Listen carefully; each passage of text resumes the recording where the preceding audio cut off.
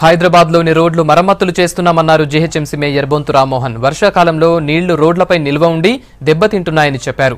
రోడ్లపై నీళ్లు నిల్వ లేకుండా చర్యలు తీసుకుంటున్నామన్నారు. సైక్లింగ్ కోసం ప్రత్యేక లైన్ ఏర్పాటు చేసి ఆలోచనలో ఉన్నట్లు చెప్పారు మేయర్.